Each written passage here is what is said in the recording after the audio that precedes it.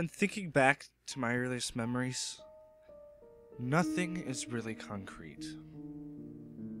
A string of hazy images come to mind like random snapshots out of time, each one associated with certain feelings and emotions. They are imbued with a mystical, dreamlike quality, a gift born from my naiveness from childhood.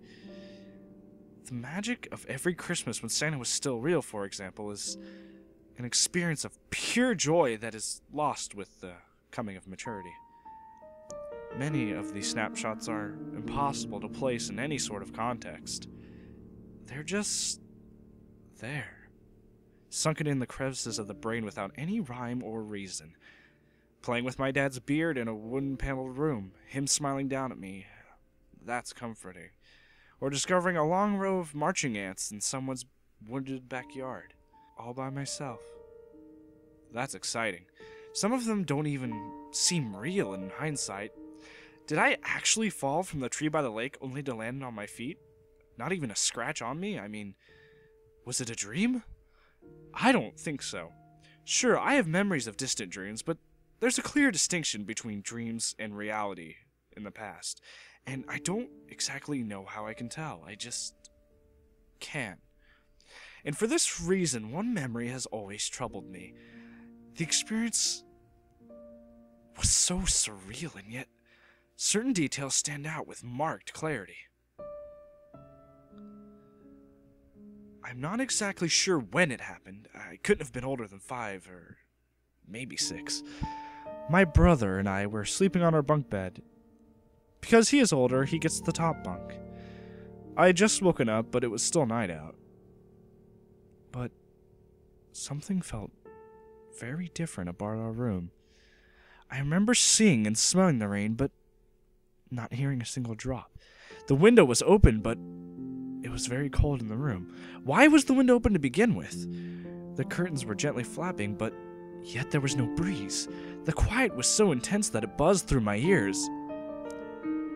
I'd been lying on my side, one arm dangling off the edge of the bed. And gradually, I became aware that it was warmer near the floor. I felt some kind of heated breeze gently striking my hand, coming and going in short bursts. Finally, I recognized it as somebody breathing. That's when the woman slid out from under my bed. The nightlight showed that she had long, blondish hair, and she wore a white nightgown. And in the dimness, I thought it was my mother. I wasn't at all scared. It's funny how a child mind works. What was Mommy doing under the bed? Must be getting something, checking the monsters. I was too tired to say anything, and remained motionless, just watching. The woman was on her back, but her face stayed in the shadows. She rolled over and crawled on all fours up to the far end of the bed, and then glided up the ladder to the top bunk.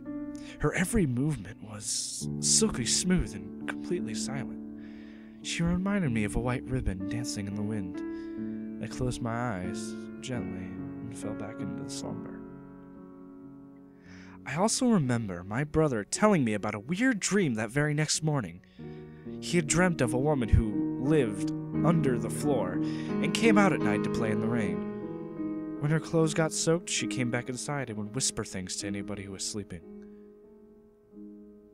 It became a recurring dream for him until our family moved out of that house.